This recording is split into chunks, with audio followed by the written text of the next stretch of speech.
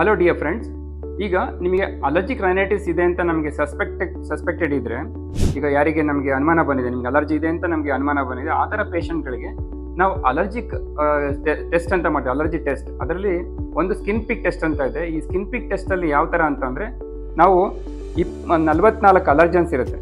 ಆ ಅಲರ್ಜನ್ಸನ್ನ ನಾವು ಕೈ ಮೇಲೆ ಇಲ್ಲೆಲ್ಲ ಇಟ್ಬಿಟ್ಟು ಸಣ್ಣ ದಾರಕ್ಕೆ ಬೇಕಿರ್ತಕ್ಕಂಥ ಸೂಜಿನಲ್ಲಿ ಚುಚ್ಚಿಬಿಟ್ಟು ಬಿಡ್ತೀವಿ. 20 ನಿಮಿಷ ಆದಮೇಲೆ ಅದನ್ನು ರೀಡಿಂಗ್ ಮಾಡಿಬಿಟ್ಟು ಯಾವ್ಯಾವ ಅಲರ್ಜನ್ಸಿಗೆ ರಿಯಾಕ್ಟ್ ಆಗ್ತಾ ಇದೆ ಅಂತ ಕಂಡುಹಿಡಿತಾ ಹೋಗ್ತೀವಿ. ಅದು ಯಾವ್ಯಾವುದಕ್ಕೆ ರಿಯಾಕ್ಟ್ ಆಗಿದೆ ಅಂತ ಗೊತ್ತಾದ್ಮೇಲೆ ನಿಮಗೆ ಈ ಥರ ಇಂತಿಂಥ ಅಲರ್ಜನ್ಸ್ಗೆ ನಿಮಗೆ ಅಲರ್ಜಿ ಇದೆ ಅಂತ ಗೊತ್ತಾಗುತ್ತೆ.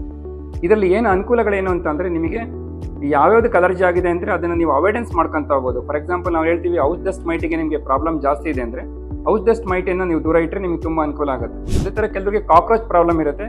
ಕಾಕ್ರೋಚ್ಗಳನ್ನ ನಿಮ್ಮ ಮನೆಗಳಿಂದ ಎಲಿಮಿನೇಟ್ ಮಾಡಿದ್ರೆ ನಿಮಗೆ ಅಲರ್ಜಿ ಕಮ್ಮಿ ಆಗುತ್ತೆ. ಇದು ಒಂದು ಅನುಕೂಲ. ಎರಡನೇದಾಗಿ ನಿಮಗೆ ಸ್ಕಿನ್ ಪಿಕ್ ಟೆಸ್ಟ್ ಮಾಡಿಸೋದ್ರಿಂದ ಇಮ್ಯುನೋಥೆರಪಿ ಮಾಡಿಸ್ಕೊಳ್ಲಿಕ್ಕೂ ಕೂಡ ಅನುಕೂಲ ಆಗುತ್ತೆ. ಈ SPT ಮಾಡಿಸೋದ್ರಿಂದ ನಿಮ್ಗೆ ಯಾವುದೇ ಥರ ಸೈಡ್ ಎಫೆಕ್ಟ್ಸ್ ಇಲ್ಲ, ಯಾವುದೇ ಥರ ಸಮಸ್ಯೆಗಳಿಲ್ಲ. ಇದು ತುಂಬ ಕಾಮನ್ ಆಗಿ ಮಾಡ್ತಕ್ಕಂಥ ಟೆಸ್ಟು, ಮತ್ತು ಇದು ವರ್ಲ್ಡ್ ಓವರ್ ಅಕ್ಸೆಪ್ಟೆಡ್ ಆಗಿರೋಂಥ ಒಂದು ಗೋಲ್ಡ್ ಸ್ಟ್ಯಾಂಡರ್ಡ್ ಟೆಸ್ಟ್ ಅಂತ ಕರಿತೀವಿ. ಈ ಅಲರ್ಜಿಕ್ ರೈನೈಟಿಸ್ನ ನಿಜವಾಗೂ ನಿಮಗೆ ಅಲರ್ಜಿ ಇದೆ ಇಲ್ಲ ಅಂತ ಕಂಡುಹಿಡಬೇಕು ಅಂತ ಅಂದರೆ ನಾವು ಸ್ಕಿನ್ ಪಿಕ್ ಟೆಸ್ಟ್ ಮಾಡಲೇಬೇಕು. ಮಾಡಿದ್ರೇ ನಿಮಗೆ ಕರೆಕ್ಟಾಗಿ ಗೊತ್ತಾಗೋದು. ಇಲ್ಲಾಂದರೆ ಉಳಿದಿದ್ದು ಎಲ್ಲ ಮೆಥಡಲ್ಲೂ ಸುಮ್ಮನೆ ನಾವು ಹೇಳ್ತಾ ಇರ್ಬೋದು ನಿಮಗೆ ಅಲರ್ಜಿ ಇದೆ ಅಂತ, ಬಟ್ ಅದು ಪಕ್ಕ ಕಂಡುಹಿಡಬೇಕು ಅಂದರೆ ಈ ಥರ ಸ್ಕಿನ್ ಪಿಕ್ ಟೆಸ್ಟ್ ಮಾಡಿದ್ರೆ ನಿಮಗೆ ಕರೆಕ್ಟಾಗಿ ಗೊತ್ತಾಗೋದು.